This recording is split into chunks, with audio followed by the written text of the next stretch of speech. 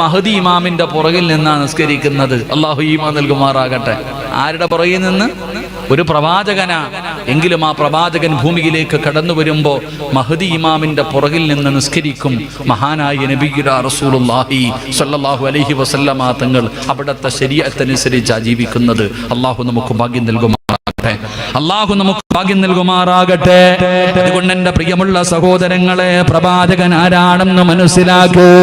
ഒരു മനുഷ്യനെ സംബന്ധിച്ചിടത്തോളം, ഒരു അമുസ്ലിമിനെ സംബന്ധിച്ചിടത്തോളം, ആ മനുഷ്യൻ അള്ളാഹുവിനെ കണ്ടെത്തണമെങ്കിൽ, അള്ളാഹിനെ കണ്ടെത്തണമെങ്കിൽ മഹാനായ നബി മുഹമ്മദ് മുസ്തഫ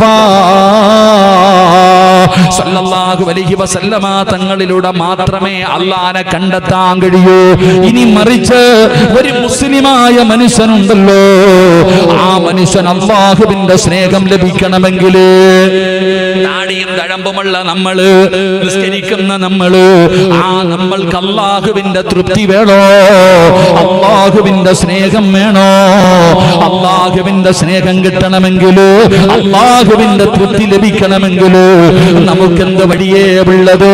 മഹാനായ നബി മുഹമ്മദ് മുസ്തഫ സല്ലല്ലാഹു അലൈഹി വസല്ലമ തങ്ങളുടെ സുന്നത്തുകൾ പിൻപറ്റുന്നതിലൂടെ മാത്രമേ പറ്റൂ. അല്ലാഹുവിന്റെ റസൂലിനെ അനുസരിക്കുന്നതിലൂടെ മാത്രമേ നമുക്ക് അല്ലാഹുവിന്റെ സ്നേഹം നേടാൻ കഴിയൂ, അല്ലാഹുവിന്റെ തൃപ്തി നേടാൻ കഴിയൂ. ഇത് പറയുന്നത് അല്ലാഹുവാണ്. ഖുൽ ഇൻ കുൻതും തുഹിബ്ബൂനല്ലാഹ ഫത്തബിഊനി യുഹിബ്ബുകുമുല്ലാഹ്. അല്ലാഹുവിന്റെ പരിശുദ്ധമായ ഖുർആൻ പറയുകയാ, അല്ലാഹുവിന്റെ സ്നേഹം വേണോ? പടച്ച റബ്ബിന്റെ തൃപ്തി നിനക്ക് വേണോ? ഖുൽ ഇൻ കുൻതും തുഹിബ്ബൂനല്ലാഹ ഫത്തബിഊനി യുഹിബ്ബുകുമുല്ലാഹ്.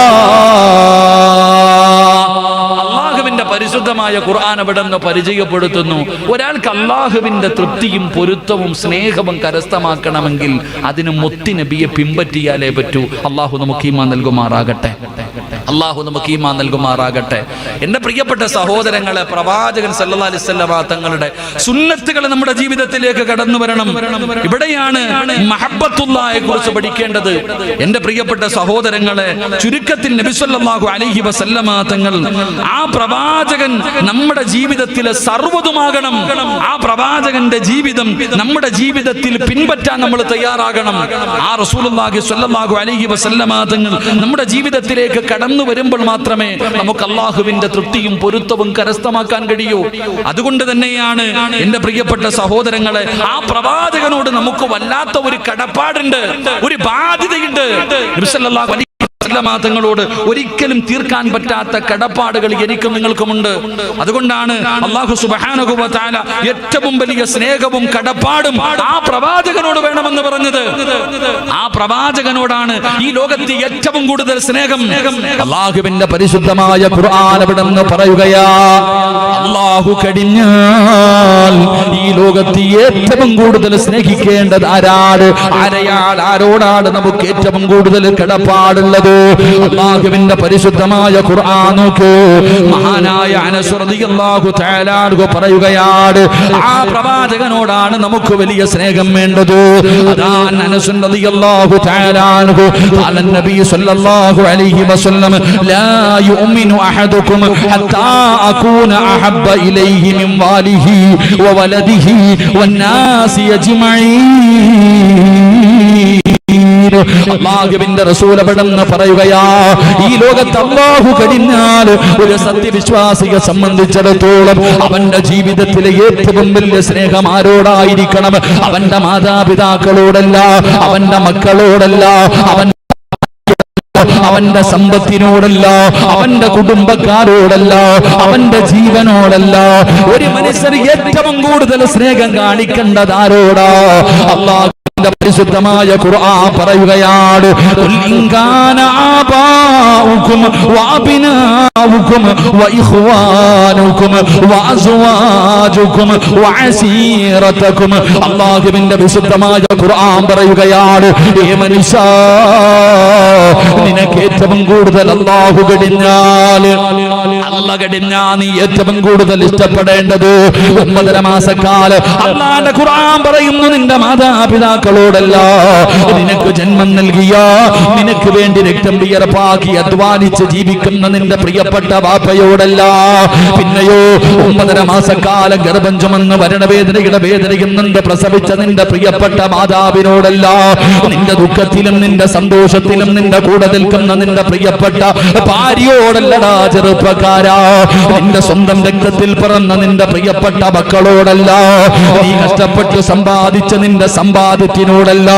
അല്ലാഹു പറയുകയാണ് ഈ ലോകത്ത് നീ അല്ല കഴിഞ്ഞാൽ ഏറ്റവും കൂടുതൽ സ്നേഹിക്കേണ്ടത് ആരെയെന്നറിയുമോ? മഹാനായ നബി മുഹമ്മദ് മുസ്തഫ സല്ലല്ലാഹു അലൈഹി വസല്ലമ തങ്ങളെയാണ്. അല്ലാതെ ഉമ്മാനെയല്ല, വാപ്പാനെയല്ല, ഭാര്യയെയല്ല, മക്കളെയല്ല, മോനെ പണത്തിനെയല്ലടാ. അല്ലാഹു കഴിഞ്ഞാൽ നീ ഏറ്റവും കൂടുതൽ സ്നേഹിക്കേണ്ടത് മഹാനായ നബി മുഹമ്മദ് മുസ്തഫ സല്ലല്ലാഹു അലൈഹി വസല്ലമ തങ്ങളെയാണ്. അങ്ങനെയുള്ള സ്നേഹം വന്നാൽ മാത്രമേ നീ ഒരു യഥാർത്ഥ വിശ്വാസിയാകൂ, യഥാർത്ഥ ഒരു മുഅ്മിനാകൂ. എന്റെ പ്രിയപ്പെട്ടവരെ, ഈ പരിശുദ്ധമായ റബീഉൽ അവ്വലിന്റെ രാത്രിയിൽ ഇവിടെ ഒരുമിച്ച് കൂടിയ പ്രവാചക സ്നേഹികളോട് ഞാൻ ചോദിക്കുകയാ, നമ്മളിൽ ആർക്കാ അല്ലാഹുവിന്റെ പ്രവാചകനോട് അങ്ങനെ ഒരു സ്നേഹമുള്ളത്? ആർക്കാ? അല്ലാഹുവിന്റെ ഖുർആൻ പറയുന്നു ഖുൽ ഇൻ കാന ആബാഉകും വഅബ്നാഉകും വഇഖ്വാനുകും വഅസ്വാജുകും വഅസീറതുകും. അല്ലാഹുവിന്റെ ഖുർആൻ ഇങ്ങനെ വ്യക്തമാക്കി പറഞ്ഞു തരുന്നു, മോനെ നീ അല്ലാഹു കഴിഞ്ഞാൽ ഈ ദുനിയാവിൽ ഏറ്റവും കൂടുതൽ സ്നേഹിക്കേണ്ടത് നിന്റെ വാപ്പയല്ല, നിന്റെ ഉമ്മാനെയല്ല, നിന്റെ ഭാര്യയല്ല, നിന്റെ മക്കളെയല്ല, നിന്റെ കൂടപ്പുറപ്പുകളെയല്ല, നിന്റെ കുടുംബക്കാരെയല്ല, നീ ഉണ്ടാക്കിയ സമ്പത്തിനെയല്ല, നീ നിന്റെ ജീവന്റെ ജീവനക്കാൽ മഹാനായ നബിയുനാ റസൂലുള്ളാഹി സ്വല്ലല്ലാഹു അലൈഹി വസല്ലമ തങ്ങളെ സ്നേഹിക്കുമ്പോഴാ നീ ഒരു യഥാർത്ഥ വിശ്വാസിയാകുന്നത്. അല്ലാഹു നമുക്ക് ഈമാൻ നൽകുമാറാകട്ടെ, അല്ലാഹു നമുക്ക് ഈമാൻ നൽകുമാറാകട്ടെ. നമ്മളാരാ മുത്തുനബിയുടെ പേര് കേൾക്കുമ്പോൾ പോലും സലാത്ത് പറയാത്ത ബിരുദന്മാരാ. ആ നബിയുടെ പ്രവാചകൻ സല്ലല്ലാഹു അലൈഹി വസല്ലമ തങ്ങളുടെ പേര് പറയുമ്പോൾ പോലും നമുക്ക് സലാത്ത് വരാറുണ്ടോ? മടി. അപ്പൊ പോലും നമുക്ക് മടിയാ. നിസ്കാരത്തിന് ശേഷം സലാത്ത് ഉണ്ടോ ഇല്ലയോ എന്ന് പറഞ്ഞ് തമ്മിലടിക്കാൻ നമ്മൾ. നബിദിനം ഉണ്ടോ? അതാ വലിയ വിഷയം. നബിദിനം ഉണ്ടോ? റബീഉൽ അവ്വൽ 12 ബർത്ത്ഡേ ആഘോഷിക്കുക, എന്തിന്റെ ആവശ്യമുണ്ടോ? ബിരിയാണി തിന്നാൻ വേണ്ടി ഒരു ദിവസം. അല്ലാഹു അഅലം. അല്ലാഹു നമുക്ക് ഈമാൻ നൽകുമാറാകട്ടെ. നിങ്ങൾ ആമീൻ പറയാൻ മടിയുണ്ടോ? അവളാരിയല്ലേ വെക്കണത്? എന്റെ പ്രിയപ്പെട്ടവര്, ഈ തവള വെള്ളത്തിൽ നിന്ന് തലപൊക്കണ പോലെ നബിദിനം വരുമ്പോ ചിലതൊക്കെ പൊക്കും. ഇവിടെ ഈ അടുത്തെങ്ങാണ്ട് കർണാടകക്കാരൊക്കെ ഒരുപാടുണ്ട്. നബിദിനവുമായി ബന്ധപ്പെട്ട നബിദിനത്തിനെതിരായി പോത്തുകുത്തി എന്ന് പറഞ്ഞ എവിടെ ആയിരുന്നു? പത്ര വാർത്ത കാണുന്നുണ്ടായിരുന്നു. ഇവിടെ ഇങ്ങനെ വായിക്കണുണ്ട്. ഉള്ളതാണോ കള്ളമാണോ എന്നറിയില്ല. അല്ലാഹു ഈമാൻ നൽകുമാറാകട്ടെ. എന്റെ പ്രിയപ്പെട്ടവരെ, നമ്മൾ മനസ്സിലാക്കണം ആ പ്രവാചകനോടുള്ള സ്നേഹം, ആ നബിയോടുള്ള സ്നേഹം നമുക്ക് വേണം. ആ പ്രവാചകനോടുള്ള ഒരു വല്ലാത്ത മഹബത്ത് നമ്മളിലേക്ക് കടന്നു വരണം. മഹാന്മാരായ സ്വഹാബത്ത് എങ്ങനായിരുന്നു? അല്ലാഹുവിന്റെ പ്രവാചകൻ സ്വല്ലല്ലാഹു അലൈഹി വസല്ലമ തങ്ങൾ അവരുടെ ഹൃദയത്തിൽ കൊണ്ടു നടന്നവരാണ്. എന്റെ പ്രിയപ്പെട്ട ചെറുപ്പക്കാരാ, നിനക്ക് ഏറ്റവും കൂടുതൽ ഇഷ്ടം ആരെയാടാ? ഫുട്ബോൾ താരങ്ങളും ക്രിക്കറ്റ് താരങ്ങളും സിനിമാ താരങ്ങളും ഹൃദയത്തിൽ കൊണ്ട് നടക്കുന്ന യുവത്വമേ, അല്ലാഹുവിന്റെ പ്രവാചകൻ ആരാണെന്ന് ഇനിയെങ്കിലും പഠിക്കാൻ തയ്യാറാകൂ. അല്ലാഹു തന്നിരിക്കോ. അല്ലാഹുവിന്റെ റസൂലിന്റെ കണ്ണ് നിറയുകയാ, അല്ലാഹുവിന്റെ റസൂലിന്റെ കണ്ണ് നിറയുകയാ. റസൂലുള്ള ചോദിക്കുന്ന സൗബാലേ, നിനക്ക് കാരണമെന്തെന്നറിയുമോ? സുന്ദരനായ, കാണാനടകുള്ള, ആരോഗ്യവാനായിരുന്ന സൗബാൻ എന്ന് പറയുന്ന ചെറുപ്പക്കാരനുണ്ടല്ലോ, മെലിഞ്ഞ് എല്ലും തോലുമായിരിക്കുകയാണ്. അവിടുത്തെ ശരീരം മുഴുവനും വല്ലാതെ ക്ഷീണിച്ചിരിക്കുകയാണ്. മുഖമൊക്കെ കറുത്തിരിക്കുകയാണ്. ശരീരത്തിന്റെ നിറം മാറിയിരിക്കുകയാണ്. അല്ലാഹുവിന്റെ റസൂലിനെ കണ്ടപ്പോ വല്ലാത്ത സങ്കടം തോന്നി. ലോകത്തിന്റെ നേതാവ് ചോദിക്കുന്ന സൗബാ, എന്തേ നിനക്ക് സംഭവിച്ചത്? വല്ല രോഗവുമുണ്ടോ? എന്തേ നിനക്ക് ഇത്ര ടെൻഷൻ ഉണ്ട്? അല്ലാഹുവിന്റെ റസൂല് സൗബാൻ എന്ന് പറയുന്ന ചെറുപ്പക്കാരനോട് ചോദിക്കുമ്പോ അവിടെന്ന് പറയുന്ന നബിയേ, യാ റസൂലല്ലാഹ്, അല്ലാഹുവിന്റെ റസൂലേ, എനിക്ക് രോഗമൊന്നുമില്ല നബിയേ, എനിക്കൊരു രോഗവുമില്ല നബിയേ, പക്ഷേ മനസമാധാനമില്ല. എനിക്കൊരേ ഒരു ടെൻഷനേ ഉള്ളൂ, എനിക്കൊരേ ഒരു വേദനയേ ഉള്ളൂ. എന്താണ് വേദനയെന്നറിയുമോ? അല്ലാഹുവിന്റെ പ്രവാചകന്റെ മജ്‌ലിസിലിരിക്കുമ്പോ മുത്തുനബിയുടെ മുഖം കാണുമ്പോ അല്ലാഹുവിന്റെ റസൂലേ, എനിക്ക് വല്ലാത്ത സന്തോഷമാണ്. പക്ഷേ വീട്ടിലേക്ക് മടങ്ങിപ്പോയാൽ ഒരു നിമിഷം അങ്ങയുടെ മുഖം കാണാതെ വരുമ്പോ എനിക്ക് ടെൻഷനാണ് നബിയേ, എനിക്ക് വല്ലാത്ത വിഷമമാണ്, കരച്ചിലാണ് നബിയേ. ഒരല്പനേരം അങ്ങയുടെ സറപ്പാക്കപ്പെട്ട മുഖം കാണാതെ വരുമ്പോ എനിക്ക് വല്ലാത്ത വേദനയാണ്. ഉറങ്ങാൻ കഴിയുന്നില്ല, ഭക്ഷണം കഴിക്കാൻ കഴിയുന്നില്ല. സൗബാൻ തങ്ങള് പറയുന്നു, യാ റസൂലല്ലാഹ്, ഈ രാത്രി എങ്ങാനും ഞാൻ മരിച്ചു പോയാ നാളെ പരലോകത്ത് വരുമ്പോ അല്ലാഹുവിന്റെ റസൂൽ എന്നെ തിരിച്ചറിയുമോ? അല്ലാഹുവിന്റെ റസൂൽ എന്നെ തിരിച്ചറിയുമോ? പ്രവാചകനെ എനിക്ക് കാണാൻ പറ്റുമോ? ഇനി ഞാനെങ്ങാണ് സ്വർഗത്തിലായ അല്ലാഹു എനിക്ക് സ്വർഗം തന്നാൽ ഞാൻ സ്വർഗത്തിന്റെ അടിത്തട്ടിലും അല്ലാഹുവിന്റെ പ്രവാചകന് സ്വർഗത്തിന്റെ ഏറ്റവും ഉയർന്ന പദവിയിലാണല്ലോ. എനിക്ക് മുത്തുനബിയെ കാണാൻ പറ്റില്ലല്ലോ, മുത്തുനബിയെ കാണാൻ പറ്റില്ലല്ലോ. എന്റെ റസൂലുള്ളാഹിന്റെ കൂടെ എനിക്ക് നടക്കാൻ പറ്റില്ലല്ലോ. ആ പ്രവാചകന്റെ പൂമുഖമൊന്ന് കാണാൻ കഴിയില്ലല്ലോ. അതോർത്തിട്ട് കരയുകയാണ് നബിയേ. അതോർത്തിട്ട് കരഞ്ഞിട്ട് എന്റെ ശരീരം കറുത്തുപോയതാണ്. ഞാൻ ഇങ്ങനെയാകാറുള്ള കാരണം അങ്ങയെ നാളെ സ്വർഗത്തിൽ വെച്ച് എനിക്ക് കാണാൻ പറ്റില്ലല്ലോ. ഇങ്ങനെ ഓർത്ത് കരഞ്ഞ് കരഞ്ഞ് ഇങ്ങനെ ആയി പോയതാണ് നബിയേ. അല്ലാഹുവിന്റെ റസൂലിനോട് സൗബാൻ എന്ന് പറയുന്ന യുവത്വത്തിന്റെ നടുവിലൂടെ നടന്നു പോകുന്ന ഈ ചെറുപ്പക്കാരൻ മുത്തുനബിയോട് പറയുമ്പോ, ഈ സദസ്സിൽ ഒരുമിച്ച് കൂടിയ ചെറുപ്പക്കാരാ, പറയാൻ പറ്റുമോടാ പൊന്നുമോരെ, അല്ലാഹുവിന്റെ റസൂലിനെ നിനക്ക് കാണാൻ പറ്റുമെന്ന് തോന്നുന്നുണ്ടോ? ഈ ചെറുപ്പക്കാരനാണ് കണ്ടുപഠിക്കേണ്ടത്. എന്റെ പ്രിയപ്പെട്ട പെങ്ങള്, അല്ലാഹുവിന്റെ റസൂൽ ആരാണെന്ന് പഠിക്കു പൊന്നുമോള്. മുത്തുനബി ആരാണെന്ന് പഠിക്ക്. നീ പറയുന്ന, നീ സ്നേഹിക്കുന്ന നിന്റെ നേതാവായ മഹാനായ നബി മുഹമ്മദ് മുസ്തഫ സല്ലല്ലാഹു അലൈഹി വസല്ലമ തങ്ങൾ ആരാണെന്ന് പഠിക്കൂ. ആ പ്രവാചകന്റെ മഹത്വം എന്താ? ആ പ്രവാചകന്റെ ശ്രേഷ്ഠത എന്താ? നീ കാണുന്ന സീരിയൽ നടിമാരെ പോലെയല്ല, ഏതെങ്കിലും നോവലിനകത്ത് വരുന്ന പെണ്ണിനെ പോലെയല്ല. നീ റോൾ മോഡലാക്കി പഠിക്കേണ്ട ഒരുപാട് പെണ്ണുങ്ങളുണ്ട്. അതുകൊണ്ട് ചെറുപ്പക്കാരാ, അല്ലാഹുവിന്റെ പ്രവാചകൻ സല്ലല്ലാഹു അലൈഹി വസല്ലമ തങ്ങളോട് സൗബാൻ എന്ന് പറയുന്ന ചെറുപ്പക്കാരൻ അവിടുന്ന് കരഞ്ഞുകൊണ്ട് പറയുമ്പോ അല്ലാഹുവിന്റെ റസൂല് പറഞ്ഞ മറുപടി എന്തെന്നറിയുമോ? അവിടുന്ന് പറയുന്ന, സൗബാനെ, നീ കരയണ്ട, നീ എന്തിനാ പേടിക്കുന്നത്? അവിടുന്ന് അല്ലാഹുവിന്റെ റസൂല് പറഞ്ഞ മറുപടി എന്താ? ഉമയ്യുതഇല്ലാഹ വറസൂല ഫൗലായിക മഅല്ലദീന അൻഅമല്ലാഹു അലൈഹിം മിനൻ നബിയ്യീന വസ്സിദ്ദീഖീന വസ്സുഹദാഇ വസ്സാലിഹീൻ വഹസുന ഉലൈക റഫീഖാ. അല്ലാഹുവിന്റെ പരിശുദ്ധമായ ഖുർആൻ അവിടെന്ന് പറയുകയാ. സൗബാൻ എന്ന് പറയുന്ന സ്വഹാബിയോട് നബി സല്ലല്ലാഹു അലൈഹി വസല്ലമ തങ്ങൾ ചോദിച്ചു, നല്ല ആരോഗ്യവാനായ കാണാൻ സുന്ദരനായിരുന്ന നിന്റെ തൊലിയൊക്കെ ചുളുങ്ങിപ്പോയല്ലോ, നിന്റെ നിറമൊക്കെ കറുത്തുപോയല്ലോ, നീ എല്ലും തോലുമായി പോയല്ലോ, എന്താ ഇതിന്റെ കാരണം? എന്താ നിനക്ക് സംഭവിച്ചേ? വല്ല മാരക രോഗമുണ്ടോ? എനിക്കൊരു രോഗമില്ല നബിയെ, എനിക്ക് യാതൊരു രോഗമില്ല. പിന്നെന്ത് പറ്റി? എനിക്ക് ഒരേ ഒരു ടെൻഷനേ ഉള്ളൂ. അങ്ങയുടെ മുന്നിൽ വന്നിരിക്കുമ്പോ റസൂലുള്ളാഹി സ്വല്ലല്ലാഹു അലൈഹി വസല്ലം തങ്ങളുടെ മുഖം കാണുമ്പോൾ എനിക്ക് വലിയ സന്തോഷം. വീട്ടിൽ പോയ ടെൻഷനാ. അങ്ങേ ഒരല്പം കാണാതെ വരുമ്പോ എനിക്ക് വല്ലാത്ത ബേജാറാ, എനിക്ക് വല്ലാത്ത ടെൻഷനാ നബിയെ. അവിടെ നിന്ന് പറയുന്നു, നാളെ എങ്ങാണ് ഈ രാത്രി ഞാൻ മരിച്ചു പോയാൽ നാളെ പരലോകത്ത് വരുമ്പോ മുത്തുനബി എന്നെ കണ്ടാ തിരിച്ചറിയോ? എനിക്ക് നാളെ പരലോകത്ത് വെച്ച് കാണാൻ പറ്റുമോ?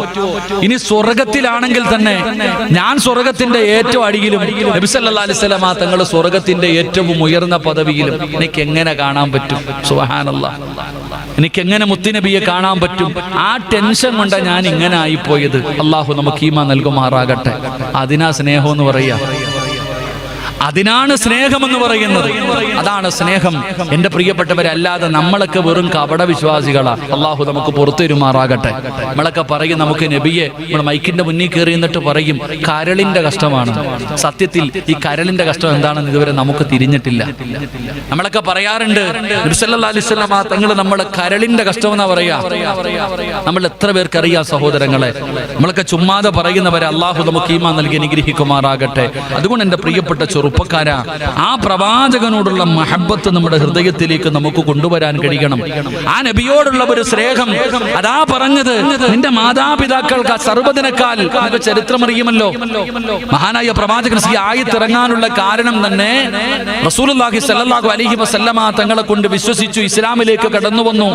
തന്റെ പ്രിയപ്പെട്ട പിതാവ് ഊരിപ്പിടിച്ച വാളുമായിട്ട് മുത്തുനബി സല്ലല്ലാഹു അലൈഹി വസല്ലമ തങ്ങളുടെ മുന്നിൽ വന്ന് നിന്നിട്ട് വിളിക്കടാ, എന്നിട്ട് ഇറങ്ങി വാടാ. മകനെ വിളിക്ക, ചെറുപ്പക്കാരനായ മകനോട് പറയാ, ഇറങ്ങി വാ. മുഹമ്മദിന്റെ കൂടെ ഉള്ള ആരെങ്കിലും ചത്തുപോയാ നേരെ സ്വർഗത്തിൽ പോകുന്നല്ലേ പറയണേ? എന്റെ ഈ വാള് കൊണ്ട് നിന്നെ സ്വർഗത്തിൽ വിടാ, ഇങ്ങോട്ട് ഇറങ്ങി വാടാ. ആരാ? വാപ്പ മകനെ വന്ന് വിളിക്ക. എത്ര ചീത്ത വിളിച്ചിട്ടും മകൻ ഇറങ്ങി വരുന്നില്ല. അപ്പൊ വാപ്പാക്ക് മനസ്സിലായി, ഏതൊരു യുവാവിനും കോപമുണ്ടാകുന്ന ഒരു വിഷയമാ ഉമ്മാനെ ചീത്ത വിളിക്കൽ. തന്റെ ഉമ്മയെ കുറിച്ച് മോശമായി പറഞ്ഞാൽ ഏതു മകനും ദേഷ്യം വരും. അപ്പൊ സ്വന്തം വാപ്പ മുസ്ലിമായ മകനോട് പറയുന്നു, നീ പിഴച്ചുണ്ടായവനാടാ, നീ എന്റെ മോനല്ല. നീ നിന്റെ ഉമ്മ അവിടുന്ന് പറയും, സ്വന്തം ഉമ്മാനെ പറയും, നിന്റെ ഉമ്മ വഴിപിഴച്ചവളാ, നീ പിഴച്ചുണ്ടായവനാ, എന്റെ മോനല്ലടാ എന്ന് സ്വന്തം ഉമ്മയെ കുറിച്ച് മോശമായിട്ട് പറയുമ്പോഴും ആ ചെറുപ്പക്കാരൻ അനങ്ങിയില്ല. റസൂലുള്ളാഹി തങ്ങൾ പറഞ്ഞ് അനങ്ങരുത്. പക്ഷേ അവസാനം ആ ചെറുപ്പക്കാരന് മനസ്സിലായി, മഹാനായ നബിയുനാ റസൂലുള്ളാഹി സ്വല്ലല്ലാഹു അലൈഹി വസല്ലമ തങ്ങളെ അങ്ങോട്ട് പറയാൻ തുടങ്ങി. മുത്തുനബിയെ മോശമായ കാര്യം പറയാൻ തുടങ്ങിയപ്പോ പിന്നെ ഒന്നും നോക്കിയില്ല, നേരെ ഇറങ്ങിപ്പോയി വാപ്പാടെ തല വെട്ടിയിട്ട് മുത്തുനബിയുടെ മുന്നിൽ കൊണ്ടുവച്ചു.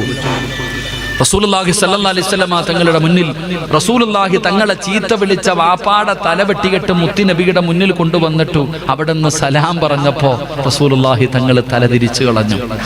അള്ളാന്റെ റസൂൽ അവിടെ നിന്ന് തലതിരിച്ചു, സലാം മടക്കിയില്ല. അപ്പോഴാ ഖുർആനിന്റെ ആയത്തിറങ്ങിയത്.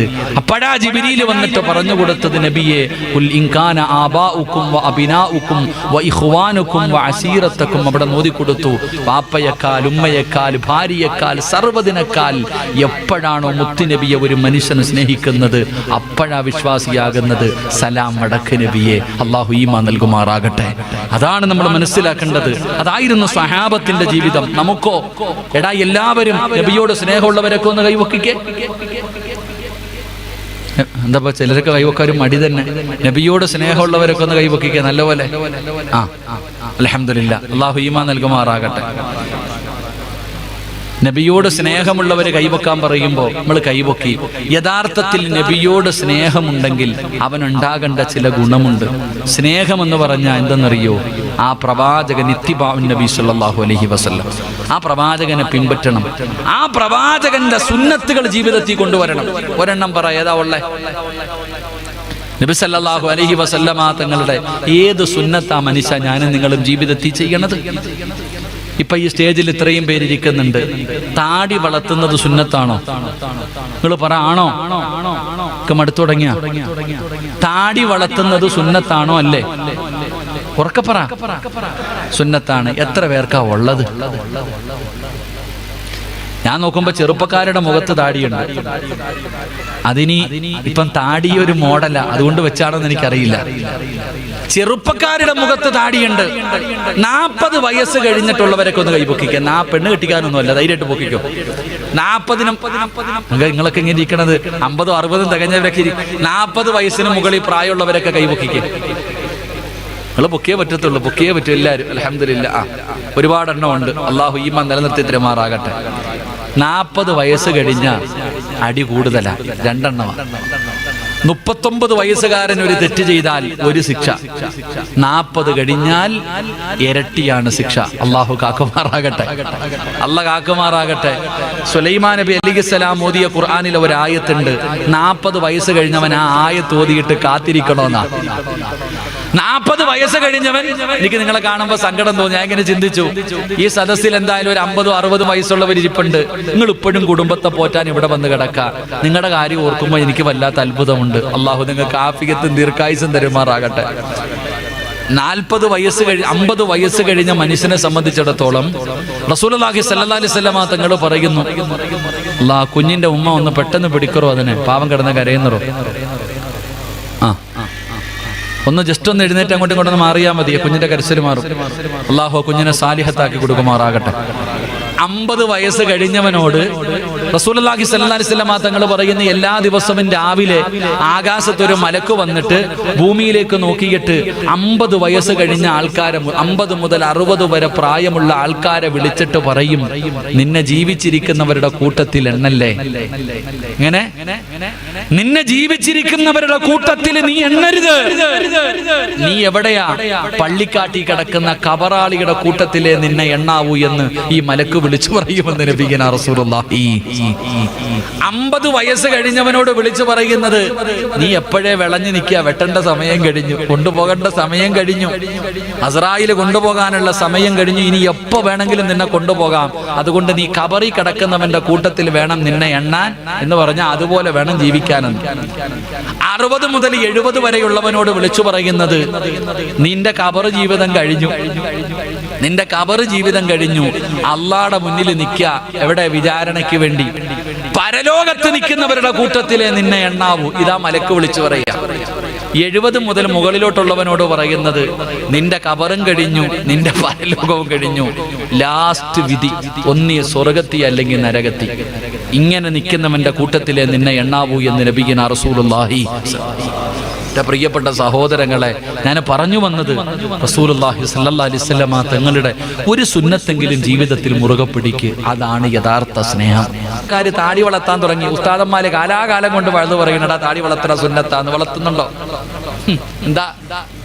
അപ്പൊ നീ മനസ്സിലാക്കേണ്ടത്, ആ സിനിമാ താരത്തിനോട് നിനക്ക് സ്നേഹം വന്നപ്പോ ഓൻ ചെയ്യുന്നത് നീ ചെയ്തു.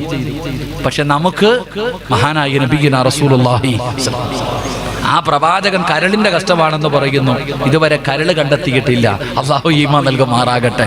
ആ പ്രവാചകന്റെ സുന്നത്ത് നമ്മുടെ ജീവിതത്തിൽ സാധാരണ ഒരാളല്ലല്ലോ മുത്തുനബി. പഠിക്കണം. നബി സല്ലല്ലാഹു അലൈഹി വസല്ലമ തങ്ങളുടെ ജീവിതം നമ്മൾ പഠിക്കണം. സാധാരണ ഒരാളല്ല. അവിടുന്ന് റസൂലുള്ളാഹി സ്വല്ലല്ലാഹു അലൈഹി വസല്ലമ തങ്ങളുടെ ഉമ്മു സലമ റളിയല്ലാഹു തആല അൻഹയുടെ ചരിത്രം ഈ പെണ്ണുങ്ങളൊക്കെ പഠിക്കണം. റസൂലുള്ളാഹി തങ്ങൾ ആരാണെന്ന് ചോദിക്കുമ്പോൾ, അല്ലാഹുവിന്റെ പ്രവാചകൻ ആരാണെന്ന് ചോദിക്കുമ്പോൾ പറഞ്ഞു കൊടുക്കാൻ കഴിയണം പെങ്ങളെ. റസൂലുള്ളാഹി തങ്ങളുടെ ജീവിതത്തിലെ അവിടുത്തെ സുന്നത്തുകൾ പിൻപറ്റാൻ പറയുമ്പോൾ എന്തേ നമുക്കിത്ര മടിയെന്നറിയുമോ? റസൂലുള്ളാഹി ആരാണെന്ന് നിനക്കറിയാത്തത് കൊള്ളതാണ്. അബൂ സലമ റളിയല്ലാഹു തആല അൻഹ, ഉമ്മു സലമയുടെ ചരിത്രം അറിയുമല്ലോ. അല്ലാഹുവിന്റെ റസൂൽ ആരാണെന്ന് അറിയണമെങ്കിൽ ഒരു ചരിത്രം പറഞ്ഞു തരാം. അല്ലാഹുവിന്റെ പ്രവാചകൻ സല്ലല്ലാഹു അലൈഹി വസല്ലമ തങ്ങൾ ഇടയ്ക്കിടയ്ക്ക് ഉമ്മു സുലൈമിന്റെ വീട്ടിലേക്ക് കടന്നു പോകുമായിരുന്നു. ഉമ്മു സലമയുടെ വീട്ടിൽ പോകുമായിരുന്നു. അവർ വീട്ടിലില്ലാത്ത സമയത്ത് അവിടെ കിടന്നുറങ്ങുമായിരുന്നു. അല്ലാഹുവിന്റെ റസൂൽ ഒരു ദിവസം വല്ലാതെ ക്ഷീണമാണ്. പ്രവാചകൻ അവിടെ കിടന്ന് ഉറങ്ങുകയാണ്. അല്ലാഹുവിന്റെ റസൂൽ അവിടെ നിന്ന് കിടന്നുറങ്ങുമ്പോ പെട്ടെന്നൊരു ശബ്ദം കേൾക്കുകയാ. അല്ലാഹുവിന്റെ റസൂൽ അവിടെ നിന്ന് ഞെട്ടി ഉണരുകയാണ്. ഞെട്ടി ഉണരുമ്പോ ഉമ്മു സലമ റളിയല്ലാഹു തആല അൻഹ കയ്യിലൊരു കുപ്പിയും പിടിച്ചുകൊണ്ടിരിക്കുകയാണ്. കയ്യിലൊരു കുപ്പി പിടിച്ചുകൊണ്ടിരിക്കുകയാണ്. അവിടെന്ന് ചോദിക്കുന്നു, ഉമ്മു സലമ നീ എന്തു ചെയ്യുകയാ? പറഞ്ഞ മറുപടി എന്തെന്നറിയുമോ? ബർക്കത്തക യാ റസൂലല്ലാഹ്, ബർക്കത്തെടുക്കുകയാണ് നബിയേ. അല്ലാഹുവിന്റെ പ്രവാചകൻ അവിടുന്ന് കിടന്നുറങ്ങുമ്പോ റസൂലുള്ളാഹി സ്വല്ലല്ലാഹു അലൈഹി വസല്ലമ തങ്ങളുടെ ശരീരത്തിൽ നിന്ന് വിയർപ്പിങ്ങനെ താഴെ വീഴുകയാണ്. പ്രവാചകന്റെ വിയർപ്പിങ്ങനെ താഴെ വീഴുമ്പോ അവിടുന്ന് കുപ്പി കൊണ്ടുപോയിട്ട് പിടിക്കുകയാ. അവിടുന്ന് കുപ്പി കൊണ്ടുപോയി റസൂലുള്ളാഹി തങ്ങളുടെ വിയർപ്പ് തുള്ളി പോലെ താഴെ വീഴാതിരിക്കാ അവിടുന്ന് ഇങ്ങനെ കുപ്പി കൊണ്ട് പിടിക്കുകയാണ്. എന്തിനു വേണ്ടി എന്നറിയുമോ? യാ റസൂലല്ലാഹ്, അല്ലാഹുവിന്റെ നബിയേ, എന്റെ മക്കൾക്ക് രോഗം വന്നാൽ അവർക്ക് കൊടുക്കുന്ന മരുന്നിതാണ് നബിയേ, ഏറ്റവും വലിയ ഔഷധമാണ്. മഹദി പറയുകയാ, ഈ പിടിക്കുന്നത് എന്തിനെന്നറിയോ? എന്റെ മക്കൾക്ക് രോഗം വന്നാ അവർക്ക് ഞാൻ കൊടുക്കുന്ന മരുന്നീ വിയർപ്പാട് നബിയേ. എന്തൊരു സുഗന്ധമാണ് നബിയേ, അങ്ങയുടെ വിയർപ്പിനെന്ത് സുഗന്ധമാണ് നബിയേ.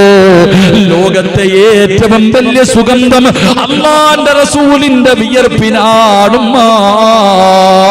അറിയണമടാ ചെറുപ്പക്കാരാ, മരുന്നില്ലെന്നാരാ പറഞ്ഞത്? രോഗങ്ങൾക്ക് മരുന്നില്ലെന്നാരാ പറഞ്ഞത്? ഉമ്മു സലമ പറയുകയാ, എന്റെ മക്കൾക്ക് രോഗം വന്നാ അവിടുന്ന് കൊടുക്കുന്ന മരുന്ന് ഈ വിയർപ്പ് തുള്ളിയാണ് നബിയേ. തേക്കുന്ന സുഗന്ധം ഇതാണ് നബിയേ. എന്റെ പ്രിയപ്പെട്ടവരെ, അല്ലാഹുവിന്റെ റസൂലിന്റെ വിയർപ്പ് തുള്ളിക്ക് പോലും എന്തൊരു മഹത്വമെന്നറിയുമോ, എന്തൊരു ശിഫയെന്നറിയുമോ? അതുകൊണ്ടാണ് അല്ലാഹുവിന്റെ പ്രവാചകൻ സല്ലല്ലാഹു അലൈഹി വസല്ലമ തങ്ങള് അവിടുന്ന് ഒന്ന് പഠിക്കുമ്പോ അല്ലാഹുവിന്റെ റസൂലിന്റെ ശരീരത്തിൽ നിന്ന് വീഴുന്ന വെള്ളത്തുള്ളികളുണ്ടല്ലോ, അല്ലാഹുവിന്റെ റസൂലിന്റെ സഹാബത്ത് തിരക്കാട് ആ ഉളവെടുക്കുന്ന വെള്ളത്തുള്ളികളൊന്ന് കോരിയെടുക്കാ, അതൊന്ന് കുടിക്കാ, അതൊന്ന് ശരീരത്ത് തേക്കാ.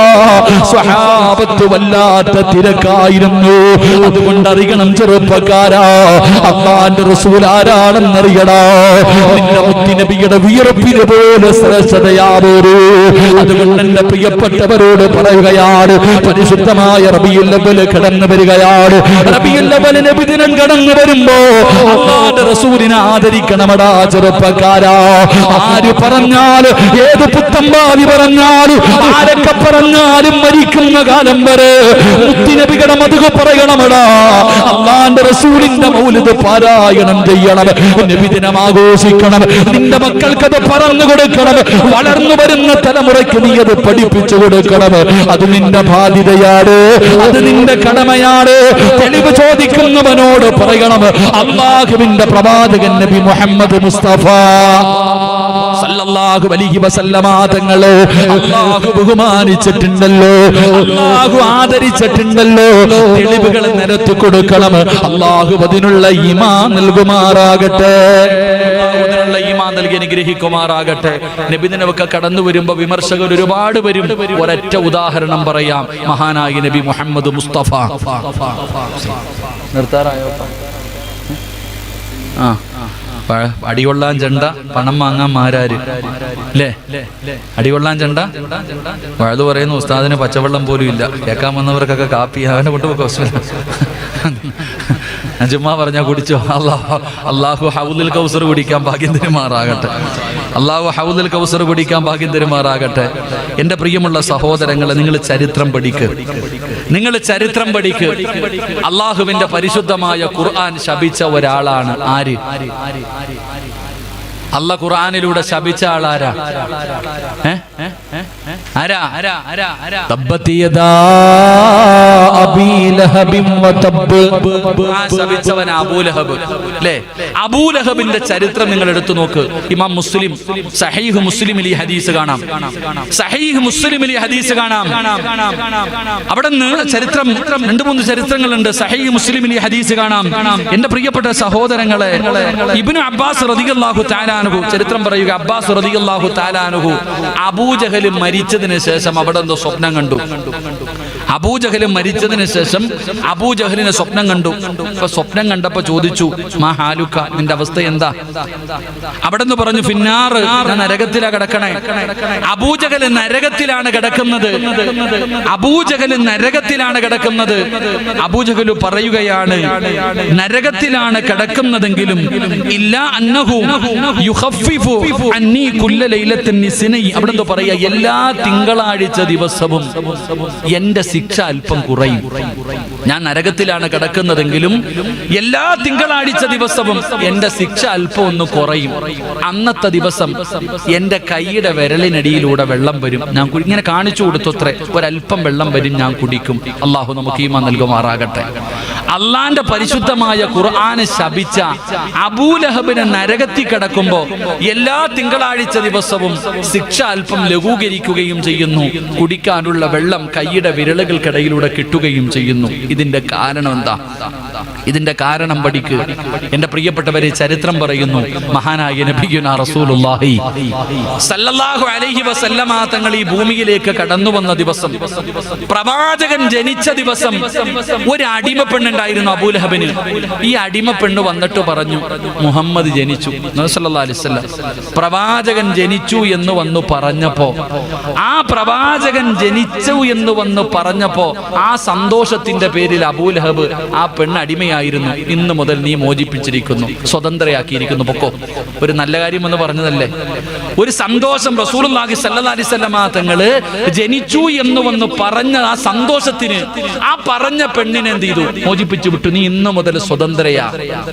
അള്ളാന്റെ റസൂൽ സ്വല്ലല്ലാഹി അലൈഹി വസല്ലം തങ്ങള് ജനിച്ചു എന്ന് പറഞ്ഞ പെണ്ണിനെ ആ സന്തോഷത്തിന്റെ വേളയിൽ സ്വതന്ത്രയാക്കി വിട്ട ഈ അബൂജഹലിന് എല്ലാ തിങ്കളാഴ്ച അള്ളാഹു ഇങ്ങനെ ഒരു കരുണ കാണിക്കുന്നുണ്ടെങ്കിൽ, തബ്ബത് യദാ അബീ ലഹബ് ഖുർആൻ ശപിച്ച ആ അബൂലഹബിന് അള്ളാഹു ആ മുത്തുനബിയുടെ ജന്മദിനം കൊണ്ട് സന്തോഷിച്ച അവൻ അള്ളാഹ് ഈ പ്രതിഫലം കൊടുക്കുന്നുണ്ടെങ്കിൽ, ഓർമ്മ വെച്ച കാലം മുതൽ മരിക്കണ കാലം വരെ മുത്തുനബിയെ ഹൃദയത്തിൽ കൊണ്ടു നടക്കണ നമുക്കെന്ത് പ്രതിഫലമായിരിക്കും? അള്ളാഹു ഈമാൻ നൽകുമാറാകട്ടെ. അതാ ചിന്തിക്കേണ്ടത്. അബൂജഹലിന് അള്ളാഹ് ഇത്രയും കൊടുത്തില്ലേ? അതുകൊണ്ടാണ് കവി പറഞ്ഞത്, അതുകൊണ്ടാണ് കവി പറയുന്നത്, ഇദാ കാന ഹാദാ കാഫിറൻ ജാഅദമഹു വതബ്ബത് യദാഹു ഫിൽ ജഹീമി മുഖല്ലദാ. അബൂലഹബിന് അള്ളാഹ് കൊടുത്തത് ഒരു കാഫിറായ അബൂജഹലിന് അള്ളാഹ് ഇത്രയും വലിയ ഒരു സ്ഥാനം കൊടുത്തെങ്കിൽ, ഒരു കരുണ കാണിച്ചെങ്കിൽ നമുക്കൊക്കെ എന്തായിരിക്കും? അള്ളാഹു നമുക്ക് ഈമാൻ നൽകി അനുഗ്രഹിക്കുമാറാകട്ടെ.